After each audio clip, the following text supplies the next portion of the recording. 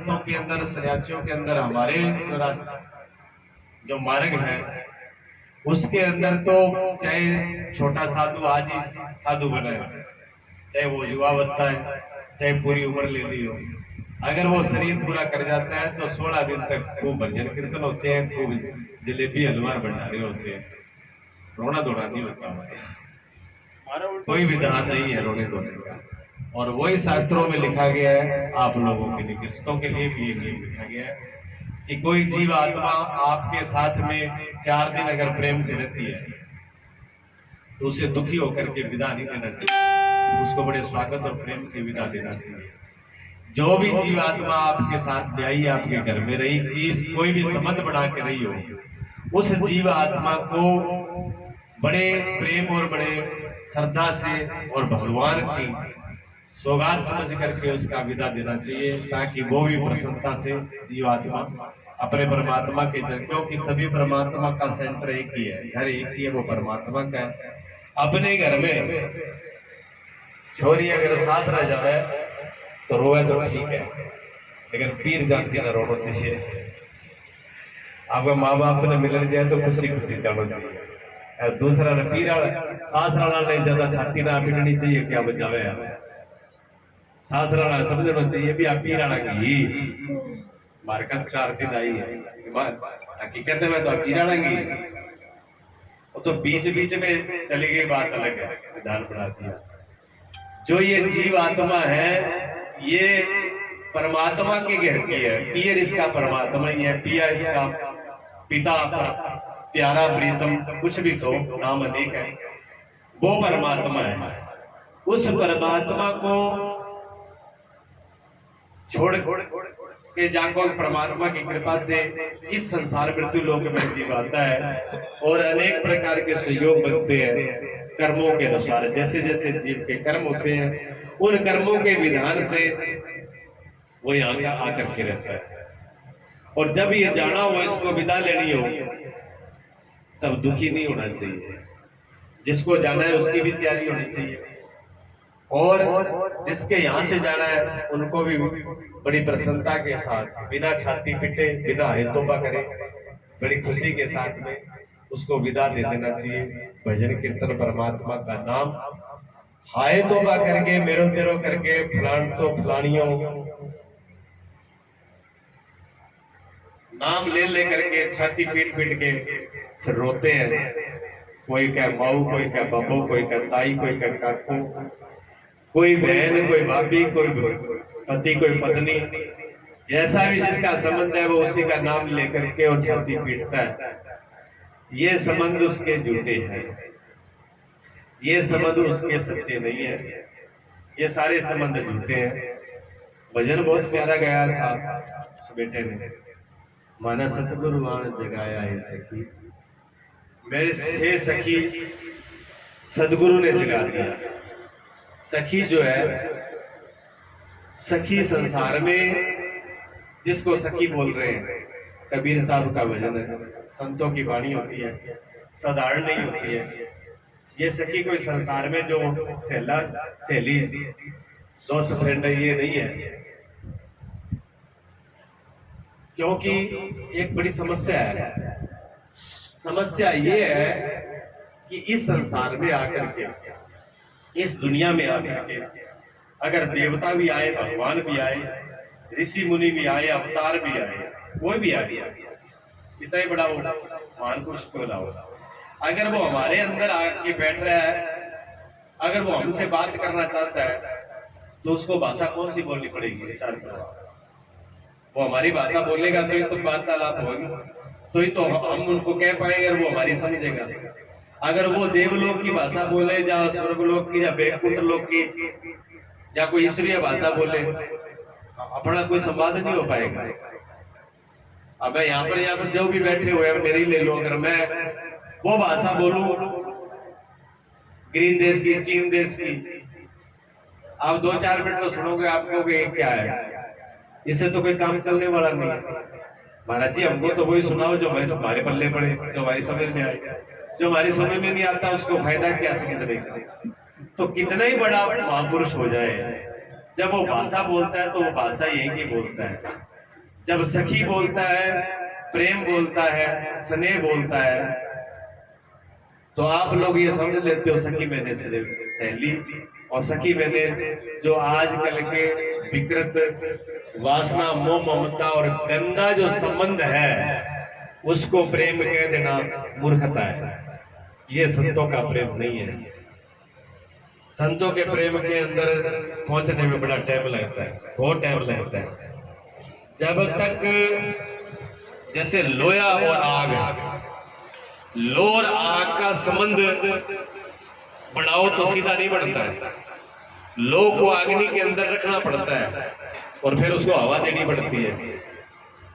लोहार के पास लोहा लेके जाओ और वो दोगनी में दे करके और आग में दोए को देते देते वो लोहा इतना लाल हो जाता है, ऐसा रूप धारण कर लेता है कि आप पहचान नहीं पाओगे कि ये लोहा है कि आग है, आग का अंगारा है या लोहा है। ये दोनों भेद खत्म हो जाते हैं जब वो लोहा तप जाता है अग्नि के अंदर। इसी प्रकार जब तक स्मरण से, ध्यान से, सेवा से, परमात्मा की भक्ति से, विरह से जब तक आप तप नहीं जाओगे, आग की तरह जल नहीं जाओगे, जब तक थोड़ा सा भी कच्चा है लोहा तब तक उसका रंग काला रहेगा और वो अलग दिखेगा, भिन्न रहेगा। जब बिल्कुल ही जल जाएगा, जब एकदम लो पहचानने में नहीं आएगा, उसका रूप क्या हो जाएगा, अग्नि का हो जाएगा। इसी प्रकार कोयला जो है, चाहे वो पत्थर का कोयला है चाहे लकड़ी का कोयला है, वो कोयला जब रखा होता है तो उसका कलर काला होता है, हाथ भी लगाओगे तो काले हो जाओगे। लेकिन उस कोयले को अगर अग्नि के रूप होना है, भस्म होना है, आग में जलना पड़ेगा, जलते जलते बिल्कुल लाल हो जाएगा। और लाल होकर के जब तक उस कोयले में धुआं आएगा तब तक उस धुएं में चड़चड़ाहट होगी, जब तक उस धुएं में विकार होगा। जब तक उस धुएं के अंदर विकार होगा तभी तक वो धुआं देगा, तब तक कि वो आयतोबा करेगा। जब वो कोयला बिल्कुल जल करके आग का रूप धारण कर लेगा, अग्नि का रूप धारण कर लेगा, तो फिर उसका कोयलापन खत्म हो जाएगा और वो अग्नि का रूप हो जाएगा। और बाद में क्या बचेगी, राख। राख बचेगी, वो आपको देखने में राख बचेगी, कोयला नहीं रहेगा, राख रहेगी। अब राख तो बची है लेकिन राख तो मुर्दा है, न तो राख आग है न ही राख कोयला है, ना तो कोयला ही भई ना आग भई। मैं ऐसी जली, मैं तो ऐसी जली, कोयला कहता है मैं ऐसी जला, न कोयला भया न राख, ना तो मैं कोयला रहा ना मैं आग हुआ, और राख बच गई। राख इतनी हल्की, इतनी मुलायम ऐसी होती है कि वो हवा में कहीं भी उड़ जाती है, खो जाती है। कोयला खो गया, अग्नि भी खो गई, कोयला भी चला गया, अग्नि भी चली गई। जहां कोयला भी खो जाए, अग्नि भी खो जाए, कुछ न बचे, कुछ भी न बचे, उसको कहते हैं निर्वाण, उसको कहते हैं मुक्ति, उसको कहते हैं मोक्ष, उसको कहते हैं परमात्मा। जो कल्पना बना रखी है ना, मोर मुकुट और धनुषधारी, वो कल्पना हमारी कल्पना ही रह जाएगी। जब वो आएगा तो हम नहीं बचेंगे। जब समुद्र आता है तो बूंद नहीं बचती है, समुद्र बचता है। बूंद की तो छोड़ो, जब समुद्र अपने रूप में आता है तो नदियां भी नहीं रहती है, पहाड़ भी नहीं रहते, धरती भी नहीं रहती, जल ही जल हो जाता है, जल ही जल हो जाता है।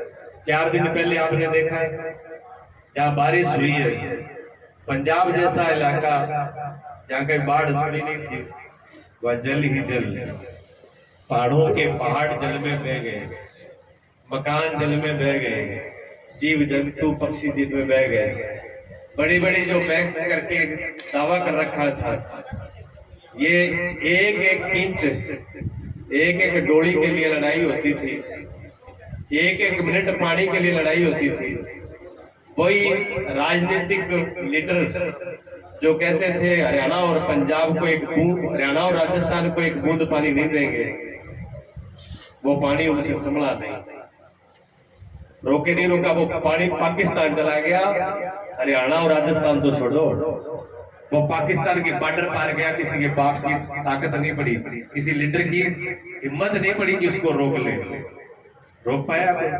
हम लोग आंखों से देख करके अंधे हो जाते हैं। सखिए सतगुरुआण जगाया, सखी तो कह रही है सतगुरु ने आण जगाया, पर कहां जागते? सतगुरु जगाता है। सतगुरु का रूप बड़ा विराट है। सतगुरु क्या समझ रखे हो? भी वो एडवांस का 3.5 हाथ का पुतला सामने बैठा वो सतगुरु है? तो मूर्खता है। अगर आपने किसी पुरुष को, किसी आदमी को पुरुष के रूप में, आदमी के रूप में अगर गुरु ही समझा है तो बहुत बड़ी भूल है। हाँ, ये समझ लेना। मैं ये नहीं कह रहा हूं कि किसी शरीरधारी को गुरु नहीं बनाना, शरीरधारी भी गुरु होता है, लेकिन उसको शरीरधारी समझना ये मूर्खता होती है, अज्ञान है। कबीर साहब ने कहा, गुरु को मानुष जो कहे सो नर कही अंध, वे दुखी संसार में आगे यम का फंद। जो गुरु को शरीर मनुष्य मानता है वो अंधा है, अंधा, और इस जन्म में तो नरक भोगेगा ही। जन्म जन्म स्वान कुत्ता, जन्मों जन्म तक कुत्ते की जोड़ी भुगतेगा वो। कुत्ते के हालत देखते हो आप? एक रोटी टुकड़े के लिए दर दर जूते खाता है, दर दर चप्पल लाठी खाता है, और कब मर जाए कोई पता ही नहीं चलता, और मरने के बाद कोई पूछता भी नहीं है कि कुत्ता मर गया। इसलिए कहते हैं तुम बड़े कुत्ते की मौत मर गए हो। कुत्ते की मौत का मरने का ये है जिसकी मौत की कोई कीमत ही नहीं है, जिसकी कोई मुकान ही बन जावे, कोई हुआ ही कौन करे।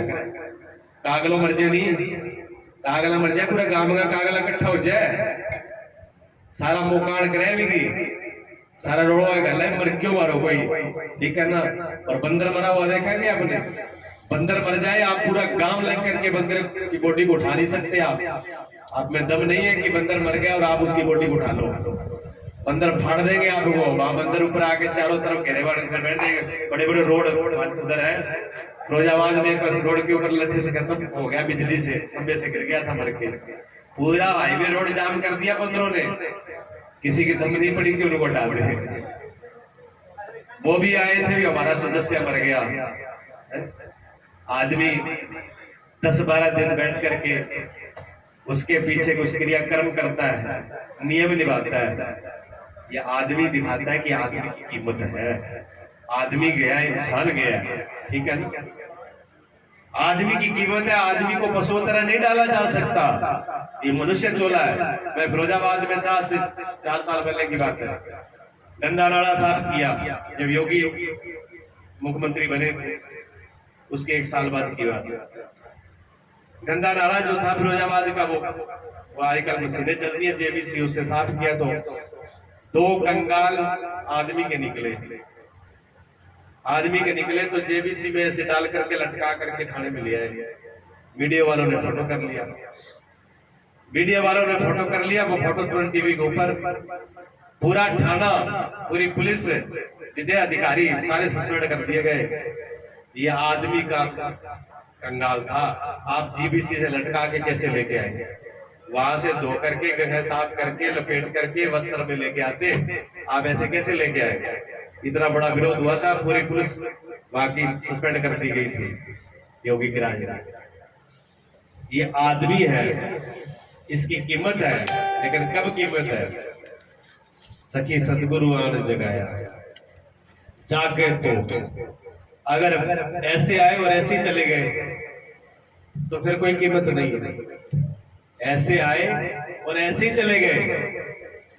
जागना बहुत जरूरी है, और जागने का सही अर्थ समझ में आ जाना चाहिए, ठीक है। एक भजन में हमारे बीकानेर के एक संत है निरंजन, उन्होंने भी लिखा बहुत सुंदर, मन रे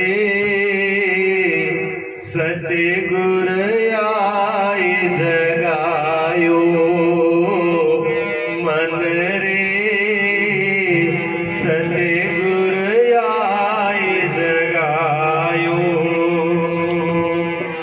जन्मों जन्म की मोनीन में, जन्मों जन्म की मोनीन में जीव आचे मन रे सतगुरु आए जगायो, मन रे सतगुरु आए जगायो, सतगुरु आए जगायो, सतगुरु आए जगायो, सतगुरु आए जगायो, मन रे सतगुरु आए जगायो, मन रे सतगुरु आए जगायो। एक एक बात को समझना है, एक एक शब्द को थोड़ा सा समझ लोगे। ये जो शब्द है महापुरुषों के, ये हमारे बिल्कुल यहाँ तक नहीं, यहाँ तक नहीं, यहाँ हमारे तो यहाँ से आए, पहली बात तो यहाँ तक नहीं पहुँचते। बहुतों के तो शब्द यहाँ तक नहीं पहुँचते। मैं झूठ नहीं बोल रहा हूँ, मैं बहुतों को सभी पूछ लूँ डरा के क्या बोला था, पता ही नहीं होगा। ये तो बोला तो आप ये बोला, मतलब यहाँ तक भी नहीं आया। ठीक है ना, किसी किसी का अंदर बढ़ जाता है इसलिए, और वो धोत तो है वो, इधर से देखा, इधर से आया और इधर गया, इधर से आया इधर से गया, और किसी किसी का इधर से आया इधर से गया। गुरुजी बड़ो सुनो वचन सुनायो, बड़ी सोनी बात सुनाई, दिन का 4 जने जाके कह दी, 4 जना जाके बता दिया, रात तो ये वचन बोलिया, बड़ा अच्छा भजन दिया, बड़ा सुना बुराई कर ये तो भजन ही इसे बेडोड़ा से उठा दिया, इसे तो हमारा नहीं गा गया, ये उल्टा सीधा करके सुना दिया, क्या हुआ इससे? तो दोनों तरफ से इधर से जा सकते हैं, इन्हों भी जा सके, इन्हों भी जा सकते, ना इधर से शब्द इधर आना चाहिए। और यहाँ ही नहीं है ना भी परा, 4 प्रकार की वाणी है, वाणी 4 प्रकार की है। बेखरी कहते हैं जो बिखर जाए, जो जबान पर आ जाती है वाणी, वो बिखर जाती है, फैल जाती है, सब समझ लेते हैं, उसको बोलते हैं बेखरी वाणी। दूसरी वाणी जो है मध्यमा, गले में आ तो रही है, लेकिन क्या गुनगुना रहा हूँ वो मुझे पता है, दूसरा सुन रहा है, यहाँ गुनगुना तो रही है। मध्यमा की किससे वाणी से, इस वाणी की ज्यादा कीमत है, इसलिए जो कंठ से जाप किया जाता है, स्मरण किया जाता है कंठ से, उसकी ज्यादा वैल्यू है। इस जीव जैसे राम राम राम, इसके बोलने से, यहाँ से बोला जाए, उसकी ज्यादा वैल्यू है। तीसरी वाणी है बेखरी, मध्यमा, और तीसरी पश्यंती हृदय से आती है। ये स्थान हृदय का है, लौट करके जो हृदय, उसकी बड़ी कीमत है। ये भी बंद हो जाए, ठीक है, ये भी बंद हो जाए, और हो जाएगा। ये जीभ काम नहीं करेगी, ये काम नहीं करेंगे, अठू पकड़ लेगा, कोई बंद हो जाएगा, लेकिन ये काम करेंगे, ये करती है हृदय की वाणी। हृदय की वाणी में ज्यादा दम है। हृदय की वाणी कहते हैं देव लोक तक, परमात्मा तक पहुंचती है, लेकिन यहाँ नहीं है, अभी भी अधूरा है। चौथा स्थान है परावाणी। परावाणी नाभि के अंदर होती है, सुनने के अंदर, वाणी यहाँ सुनती है, शब्द यहाँ सुनता है, ठीक है ना। इस जीव का इस संसार के साथ जो संबंध जुड़ता है वो नाभि से जुड़ता है। माँ के पेट में जो बच्चा पलता है वो नाभि से पलता है। और नाड़ काट दी जाए, बच्चों भले पेट में रहे, ना बढ़ेगा ना फैलेगा ना बड़ा होगा, मुर्दा हो जाएगा, ऑपरेशन करके जन्म ही देना पड़ेगा, लेकिन जिंदा नहीं रहेगा। इसलिए जन्म लेने के बाद बच्चा नाल काटने के बाद तुरंत रोएगा। नाल काटने के बाद बच्चे को पता लगता है कि मैं कोई और दुनिया में आ गया, मेरा संबंध टूट चुका है मेरी माँ से, मैं अलग हो चुका हूँ, तब वो रोता है। जब तक नाल नहीं कटता तब तक उसका संबंध बना रहता है। ये नाभि है, मूल स्थान है, इसको यहाँ परावाणी बोलते हैं। बेखरी, मध्यमा, पश्यंती और परा, यहाँ तक शब्द यहाँ तक आना चाहिए। शब्द यहाँ से उठना भी चाहिए तो शब्द यहाँ आना भी चाहिए। हृदय तक नहीं, यहाँ तक जाना चाहिए। और यहाँ तक शब्द कब जाएगा? जब फूल में से, फूल होता है ना, फूल के अंदर से निचोड़ करके साइंस वाले, विज्ञान वाले इत्र निकाल लेते हैं, ठीक है ना। इत्र तो निकाल सकते हैं, लेकिन सुगंध जो है वो और भी ज्यादा सूक्ष्म है। सुगंध को बस में करना, सुगंध में बस में किया जा सकता है। एक फूल है, फूल स्थूल रूप में, बेकरी रूप में बिखरा हुआ है, पंखड़ी है फूल की, और वो बिखरा हुआ ऐसे सामने है, सबको नजर आ रहा है, ठीक है। फिर पंखड़ी बिखार दी गई, मसल करके पानी निकाल दिया, लेकिन अब मशीन में से उसको फिल्टर कर दिया, इत्र बना दिया, सेंट बन गया। सेंट में खुशबू भी है, जल भी है, विकार है भी, शुद्ध नहीं हुआ, ठीक है। लेकिन उसकी सुगंध को भी यंत्रों के द्वारा उससे भी अलग की जाए और उसके जल को भी अलग कर दिया जाए, ये हो सकता है। लेकिन फूल के अंदर जो सुंदरता थी, जो फूल में सुंदरता थी, वो कौन सा विज्ञान और कौन सा यंत्र है जो उसको निकाल के अलग रख देगा कि ये रही सुंदरता। आप सारे कहते हो फूल कितना सुंदर है? अब सुंदरता को निकाल दे, सुगंध भी निकाल सकता है, पानी भी निकाल सकता है, फूल के अंदर से कबाड़ भी निकाल सकता है, उसकी गंदगी भी निकाल सकता है। वो जो सुंदरता, सबसे बड़ी जो कीमती चीज थी वो सुंदरता, वह कौन सी मशीन है निकालने वाली? बताओ, है कोई विज्ञानी के पास? इतना बड़ा साइंस ने तरक्की कर ली, साइंस सब कुछ कर लिया, साइंस ने कंप्यूटर चला दिए, मोबाइल चला दिए, हवाई जहाज चला दिए, एटम बम, हाइड्रोजन बम, मसाले सब कुछ बन गई।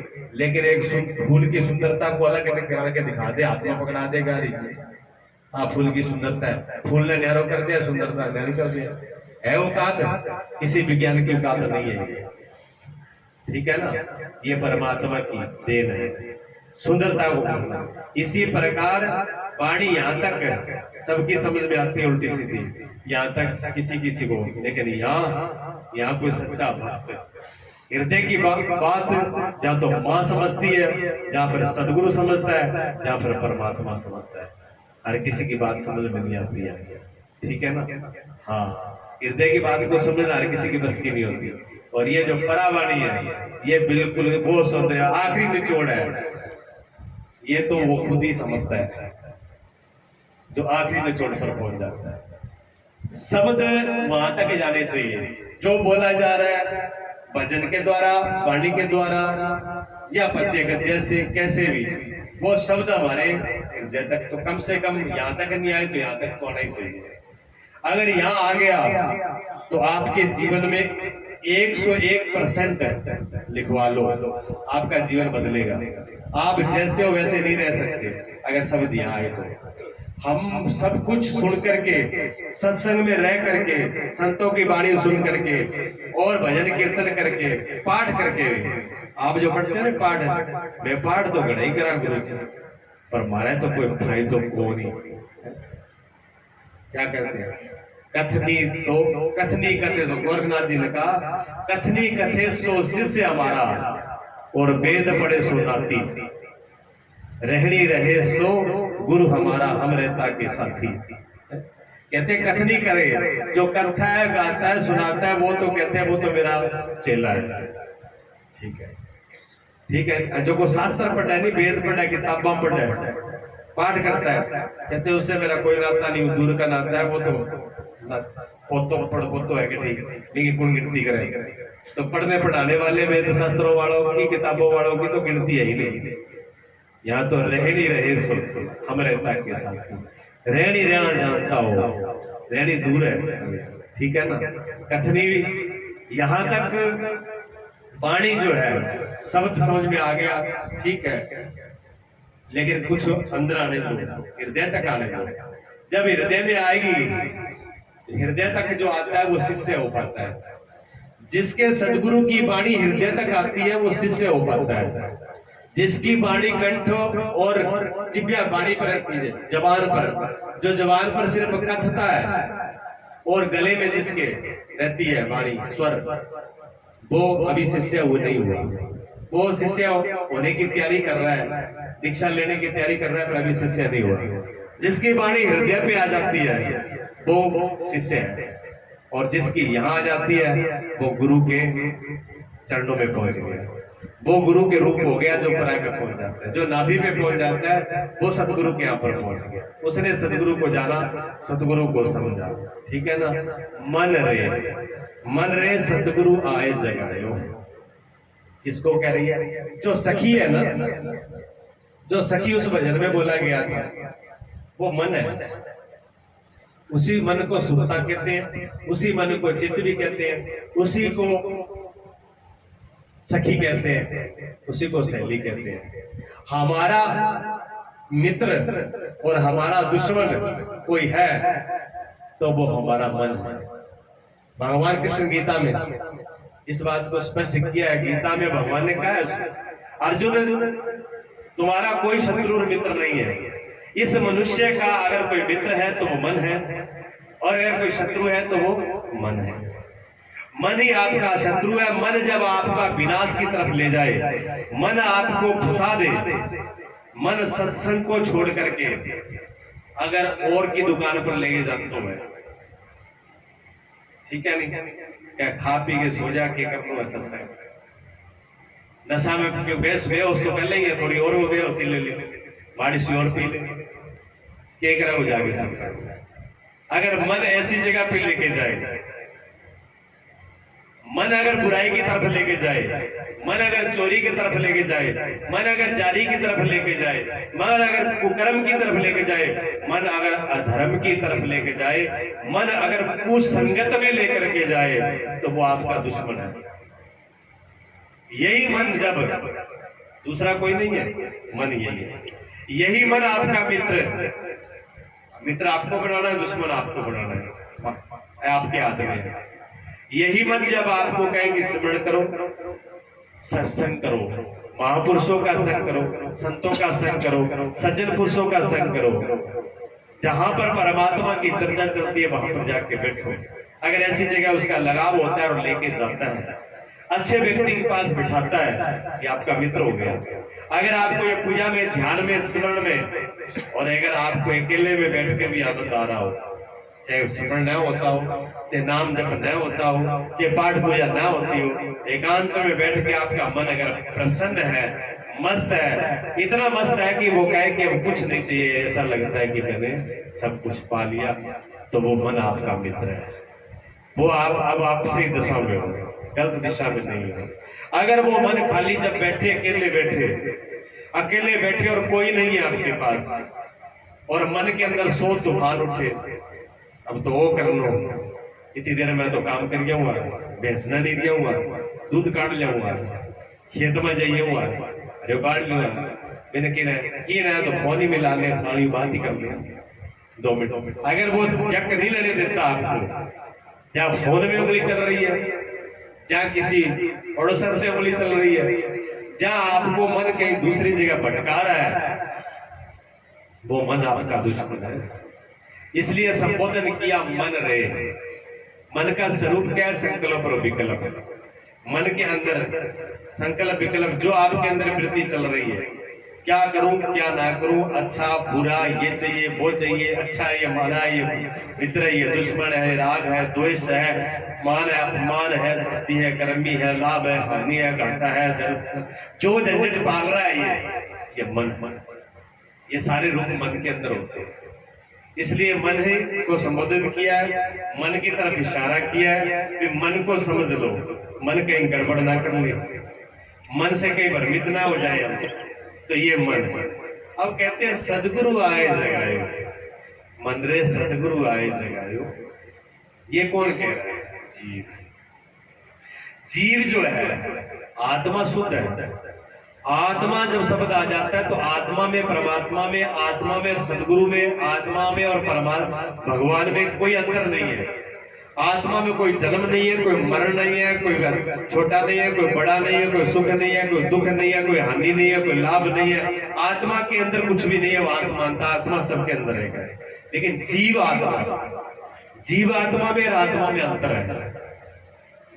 ये जो मैं कर रहा है ना, इस घट के अंदर जो मैं कर रहा है और जो मैं करके भाग रहा है, तड़फ रहा है, मैं के पीछे भाग, जो इसकी तृप्त नहीं हो रहा है, ये जीव है, ये मैं ही जीव है। ये आत्मा की छाया है, जीव मैंने आत्मा की छाया है। और छाया किस में पड़ी है? मन में।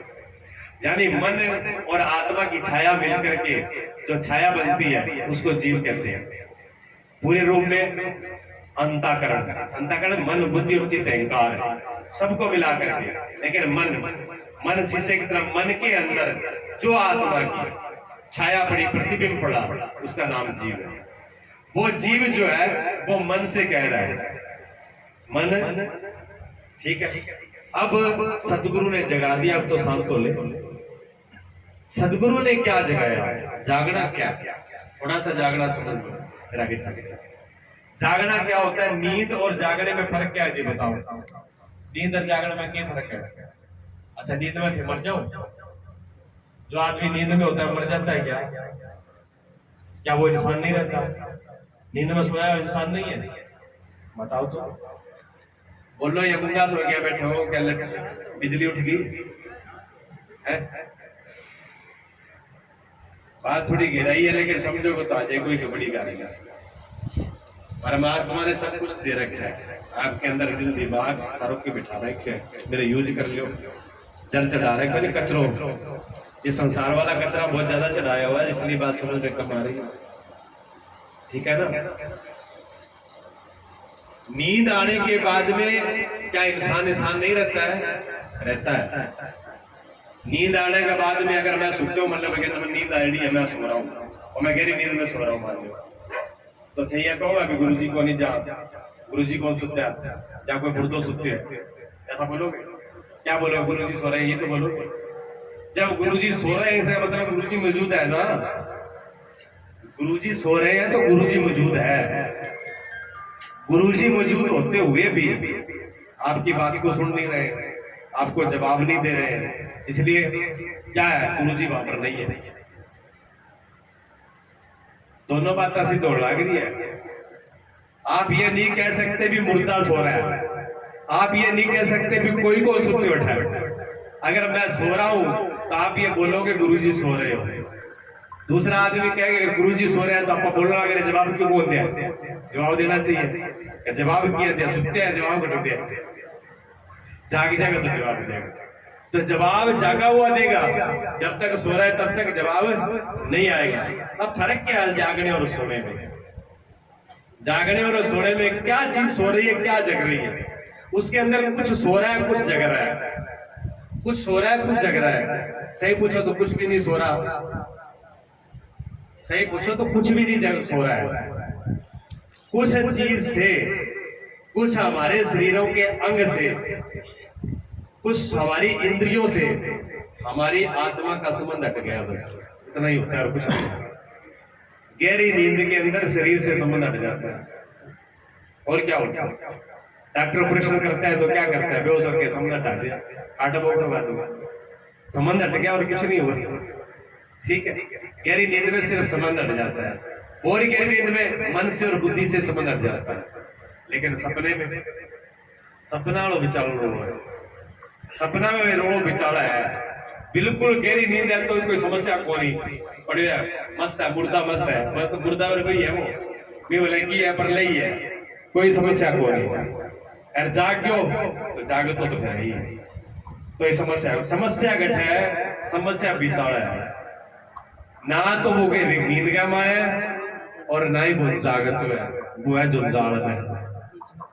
जुंजाल में ऐसे पड़े हुए हैं, जुंजाल में ऐसा पड़ा हुआ है, ऐसा पड़ा हुआ है कि वो जंगल के अंदर सो रहा है, नींद में सो रहा है क्या? जंगल में, आज जंगल में सोते हैं और जंगल में भयंकर भयंकर जीव और भयंकर आवाज आ रही है, उसको कांप रहा है, पसीना छूट रहा है और शरीर पर ही लग रहा है, बंदा पसीना छूट रहा है, हाथ पैर कांप रहे हैं। और उसी जंगल में आता है बब्बर शेर, और बब्बर शेर जो है वो उसी की तरफ आ रहा है, अब उसके प्राण सूख रहे हैं। जैसे पास आता है और ऊपर ऐसे पंजे धारण करता है और उसकी कीकली निकलती है, और जोर कीकली निकला जो खड़े हो गए पसीना पसीना ढकनी बच जाए, और वो देखा शेर गठा है, शेर नहीं है वहां पर। लेकिन शेर कब गायब हुआ? जागने के बाद। शेर जागने के बाद गायब हुआ, और शेर ही गायब नहीं हुआ, फिर शेर का भय, शेर का दुख, मरने का डर, वो सारी पापीदात होगी। शेर भी को रहे हो पर अभी भी शरीर की धड़कन, अगर थर्मामीटर लगा के देखें धड़कन बदली हुई है। पसीना आया होता है, पसीना आया होगा धड़कन बदी होगी। वहां कुछ भी नहीं है, ना शेर है, कुछ भी नहीं है। नींद में सो रहा था, सिर्फ एक कल्पना थी, एक मन की कल्पना थी, और उस मन की कल्पना के अंदर इतना भयंकर दुखी हो रहा था, पीड़ित हो रहा था। हिसाब लगाइए, ये सोना, ये नींद है, ये जागते में जो सो रहे हैं ना, यहाँ जो कल्पना में फंसे हुए हैं, जो हम कल्पना में फंसे हुए हैं यहाँ, ये कल्पना में फंसना ही ये सोना है, हमारी नींद है ये। परिवार पाल लिए बड़े लंबे चौड़े, रिश्तेदारियां बड़ी लंबी चौड़ी, मेरा तेरा बड़ा लंबा चौड़ा, ये मेरा है, ये तेरा है, मैं फलाना हूँ, ये मेरी जाति है, ये मेरा धर्म है, ये कुल है, ये रूप है, ये रंग है, ये पूरा जो आडंबर बना करके अपने आप को जो फंसाया है, ये नींद है, यही नींद है। इस नींद से जागना है। राजा सो रहे थे, एक राजा, बहुत चक्रवर्ती राजा था, नाम तो आता है जनक जी का ही वैसे। चक्रवर्ती सम्राट सो रहे थे, सो नहीं रहे थे, पहले तो जगी रहे थे। क्यों? पहला जागा, बाद में सोया। क्या पहला सोया फिर जागा? दोनों किया हो जाएगा। जो वो जागी वो तो सोच बोल सके, सुते भी चलेगा। राजा जो है वो एक ही राजकुमार है, राजा का 3 रानियां, एक राजकुमार है जो गद्दी का। राजकुमार बहुत बीमार है, भयंकर बीमार है, इतना बीमार है कि रात निकलेगी कि नहीं निकलेगी ये असंभव है। सारे राज दरबार इकट्ठे हो गए, मंत्री भी बैठे हैं, संतरी भी बैठे हैं, राजवैद्य भी बैठे हुए हैं, सब दवाई पानी हो रही है। रानियां जो अपने गोद में बच्चे को लेके बैठी हुई है, राजा पास में आकर के बैठा है, रानियां अपने गोद में लेकर के बच्चे को एक एक श्वास, एक एक नाड़ी को गिन रही है। वैद अपने इलाज कर रहे हैं, राजा भी वेदों को बोल रहा है कैसे भी करके राजकुमार को बचाओ। ऐसे बैठे रात को बैठे बैठे क्या हुआ, अब राजा थोड़ा आराम से गद्दी पर बैठा हुआ था, रानियां तो गोद में बच्चे को ले रखा था, तो ध्यान उसमें था। लेकिन राजा की आंख लग गई, राजा की आंख लग गई। और राजा को आंख लगने के बाद में राजा क्या देखता है कि राजा एक बहुत बड़ी राजधानी का राजकुमार है, और राजा की एक बहुत अच्छे महाराजा की बेटी से, बहुत सुंदर शीलवती राजकुमारी से उसका शादी हो गई है। और शादी होने के बाद सपना में तो काम फटाफट हो गया, रेडीमेड हो गया। अब तो थोड़ा टाइम लगा, टाइम को लगा दिया, फिल्म में दिखाते नहीं। अब विद्याएं होता है, कई फोटो फोटो लेके चाल पड़े ऐसा ये तैयार करके रख रखे हो। असली जिंदगी में ऐसा नहीं होता, ठीक है ना। ये मोबाइल का चक्कर में और फिल्म का चक्कर में नहीं रहना चाहिए। फिल्मों की मोबाइल की जिंदगी नहीं है, वो तो एक भ्रम है। ऐसा कुछ भी नहीं होता है जो वो दिखाया जा रहा है। ना तो किसी में सुंदर भी हुआ है, ना भी में जल्दी सा जो सिस्टम हुआ है, ना ही जगह सुख दिखावे नहीं, ना सुख वहां होते हैं, कुछ नहीं होता वहां, वो सिर्फ दिखाए जाते हैं। फंसाने का तरीका है। पिंजरा का माल लगावा ना, सेब की फाड़ी बढ़िया घी में रोटी चुप्पड़ के अंदर, चूहो सोचा भी आज तो दिहाड़ी बड़ी खुश हो रही है, घी चुप्पड़ के फिर रोटी रखी है, पता नहीं भाई वो क्या खातर रखी है। जब अंदर जाएगा फंसने के बाद समझ में आएगी रोटी किस लिए रखी थी। पिंजरे में रोटी क्या स्वागत करने के लिए रखी जाती है, और रखोगी फंसाने खातर रखो। ये संसार में फंसाने का तरीका है, ये मोबाइल भी फंसाने का तरीका है, ये चमक दमक संसार की ये फंसाने का तरीका है। भूल मत जाना इसमें। ब्रह्मानंद जी कहते थे क्या, भूल मत जाना इसकी बार की सफाई पर, और वर्क सोने का चढ़ा गोबर की मिठाई पर। यहाँ सब गोबर ही गोबर भरा है, थोड़ा सा ये खरोच के देख लो, वहां गोबर ही गोबर निकला, और की को निकला। ज्यादा चमक दमक पर लट्टू होने की जरूरत नहीं है। ये महापुरुषों की सब कहते हैं तो बहुत कुछ है, लेकिन फिर भी आदमी है, मन है, ये लट्टू हो ही जाता है। अब ये राजा लट्टू हो गयो, अब वहां पे शादी कर दी। अब शादी कर दी, अब 12 राजकुमार, 12 बेटा हुआ, 12 बेटा हुआ, बढ़िया राजबात चल रहा है, खूब ठाट बात हो रही है। लेकिन एक दिन क्या, सुते में बाढ़ आ गई। अब सुते में बाढ़ आ गई, 12 का 12 बेटा डूब के मर गए। अब 12 बेटा डूब के मर गए।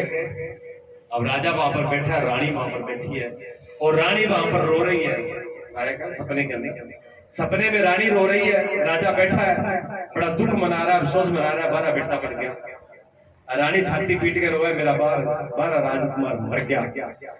इतना आधी रात को टाइम हो, जो वो 3 रानियां जो है वो बेटे को राजकुमार को लेके बैठी थी, वो बेटा प्राण छोड़ गया। जे वो बेटो प्राण छोड़े और रानी मारी किलकारी, किलकारी मार के रोई जब राणा, जब राजा एकदम जाग्यो, राजा जाग्यो, जाके बैठो। राजा बैठ करके ये देख रहा है। रानी कहने लगी, महाराज कैसे बैठ के देख रहे हो, आपको अफसोस नहीं है? बेटा मर गया, राजकुमार चला गया, एक ही बेटा था हमारा और आप चुपचाप बैठे हो, ना कुछ बोलते हो, ना कुछ कहते हो, ना कोई। राजा कहने लगा, मेरे को ये समझ नहीं आ रहे कि वे 12 मर गया, वहां खत्म हो कि ये खत्म हो। जो 12 वहां खत्म हो गए उसका शोक मनाऊं, किसका मनाऊं, किसका मनाऊं, मैं रोऊं किस वाले के लिए, ये मेरी समझ में नहीं आ रहा। राजा इस चक्कर में पड़ा। अब बताओ राजा कौन, किस वक्त कौन वाले के लिए रोए? आप ही बताओ निर्णय करके। जो 12 मर गए राजा उनके लिए रोए, कि जो 1 मर गया उसके लिए रोए? क्योंकि जब वो 12 थे तब वो 1 नहीं था, और जब वो 1 है, जब वो 12 नहीं है, उस टाइम में वो नहीं था, इस टाइम में वो नहीं है। तो जो एक काल में हो और दूसरे काल में ना हो, वो झूठ होता है, असत्य होता है। जो हमेशा तीनों काल में रहे, जो पहले भी, अब भी, आगे भी, आद सच, युगाद सच, नानक होश भी सच। जो आगे भी सच है, पीछे भी सच है, अभी भी सच है, तीनों काल में सच है। मीराबाई ने अपने शब्दों में कहा है, मीराबाई कहती है, थाने नहीं बिसरू दिन राती, मारो जन्म मरण को साथी। मीराबाई कहते हैं, जो जन्म और मरण का, जो जन्म और मरण के बीच में साथी मित्रता निभाते हैं, वो कोई मित्र नहीं है। मेरा साथी वही है जो मेरे जन्म से पहले था और मरने के बाद में रहेगा। जन्म से पहले और मरने के बाद में जो मेरा साथी है, उसको मैं बिसर नहीं सकती। थाने नहीं बिसरू दिन राती, थाने बिसर कौन सकूं मैं दिन रात। जो मानो जन्म मरण को साथी, मारा जन्म मरण का साथी, मेरे जन्म और मरण से पहले साथी वो एक ही है, दूसरा कोई नहीं। बीच में जो झमेला है ना, ये सब झमेला ही है, ये नींद है, ये सपना है, ये स्वप्न है। उमहा कहूं मैं अनुभव अपना, सत्य हरि भजन जगत सब सपना। भगवान शिव माता पार्वती से कहते हैं, हे पार्वती, हे देवी, ये जो भी जगत है ये पूरा सपना है। अब यह बताओ, शिव जी के बाबा सच्चा है कि थाली सच्चा है? भगवान शिव जो कह रहे हैं वो बात सत्य है कि थाली वाली सत्य है? बताओ तो सही, ये सच्चा हो नहीं? शिव जी तो झूठो तो दुनिया में कोई नहीं। शिव जी है कौन ही? जितना वेद शास्त्र है, जितना ऋषि मुनि है, गुरु नानक देव जी हो, 10 गुरु हो, कबीर साहब जी हो, रविदास जी हो, गौतम बुद्ध, महावीर स्वामी, और भी आज से लेके अनंत, मीराबाई, सहजोबाई, जितने भी संत महापुरुष हुए, सारा का सारा झूठा, आपका सच्चा। क्योंकि वे सारा क्या वो संसार झूठो है, और आपा छाती पीट के काम है ना, बहु सच्चो है ना, संकल लेके जिस ये कहता छाती पिटो, खो एक आधुनिक दोना तो आप गला दोनों कम पड़ जाए तो 2 और मंगा लियो। आज का रेडीमेड मिल जाए, मेरा मिला तो पड़ोसी वाला मंगा लियो, है बहु है तो सासू वाला ले लियो, सासू है तो 2 बहु वाला ले लियो। पिटो छाती, जो मारो सच्चा है, मेरे संकल लेके जाश नहीं जाएगा। अगर इतनी बात समझ में आ गई कि ये कोई भी साथ जाने वाला नहीं है, ये सपना है, सपना है, सपना और झूठा है, अगर इतनी बात समझ में आ गई तो जागे, अगर इतनी बात समझ में नहीं आई तो सोए और सोए रहोगे। सदगुरु इतना ही काम करते हैं, उससे जगाते हैं। क्या गलत है? क्यों जगावा है और क्यों जगावा है? इसी से जगाते हैं। चलो थोड़ा आगे और बोलते हैं। बोलिए सतगुरुदेव भगवान की। मन रे सतगुरु आए जगायो, मन रे सतगुरु आए जगायो।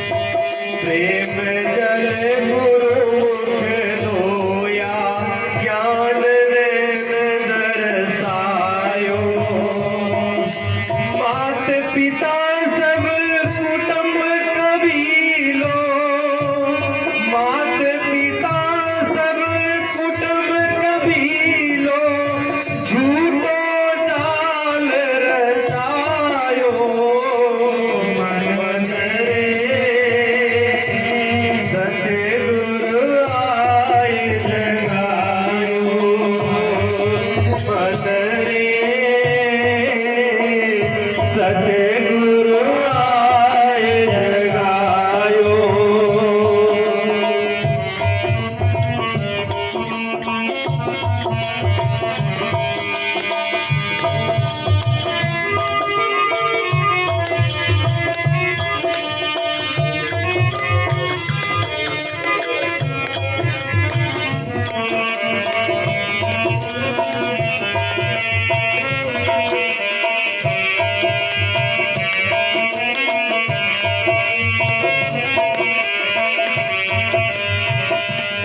नारी ने और पुत्र पौत्र ममता फांस फसायो।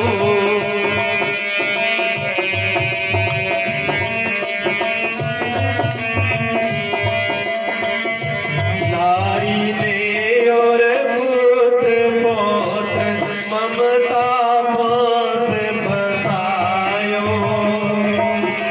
आशा कंठ पकड़ कर मारे, आशा कंठ पकड़ कर मारे, तृष्णा लार टपकायो।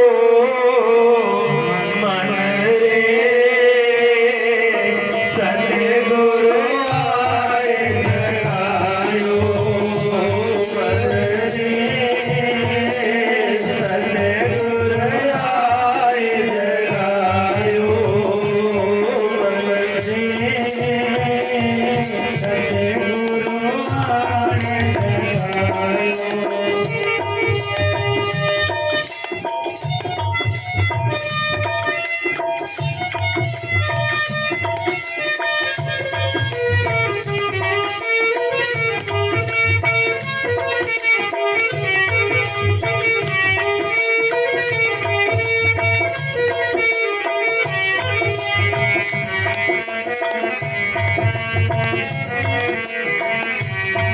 हर्ष शोक दंतिया जूड़ी, निंदा जीव लपटायो।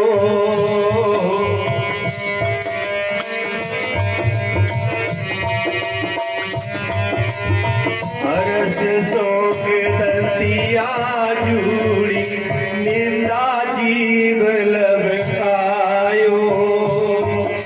काम क्रोध लोभ में आया, काम क्रोध लोभ में आया, बेहोश कर गिरायो। मन रे सतगुरु आए जगायो। मन रे सतगुरु आए जगायो। मन रे सतगुरु आए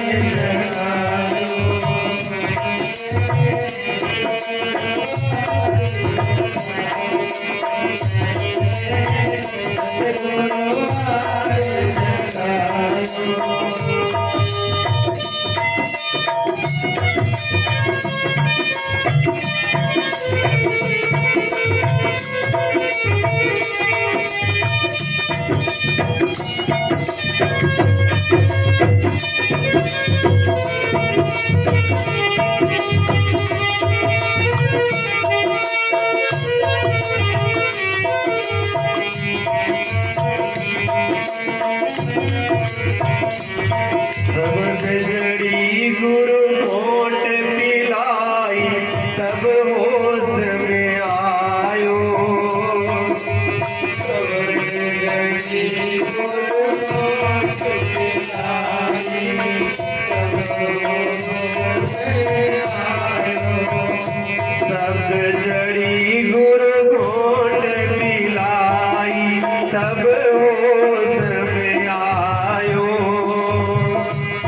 संगी साथी पास नहीं आवे, संगी साथी पास नहीं आए, गुरुवर मुझे बचायो। मन रे सतगुरु आए जगायो। मन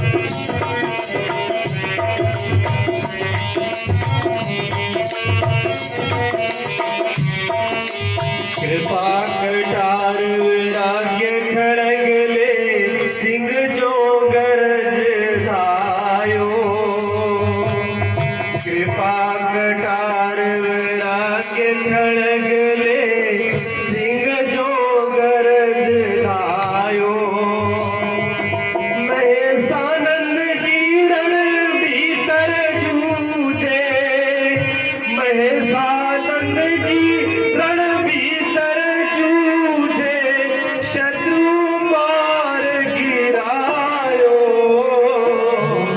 मन रे सतगुरु आए जगायो मन रे सतगुरु आए जगायो मन रे सतगुरु आए जगायो मन रे सतगुरु आए जगायो सतगुरु आए जगायो सतगुरु आए जगायो सतगुरु आए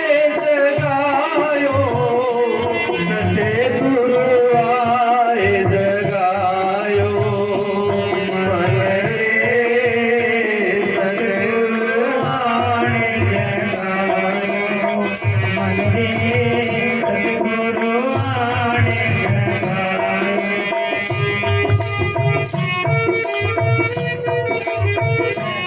बोलिए सतगुरुदेव भगवान की जय हो।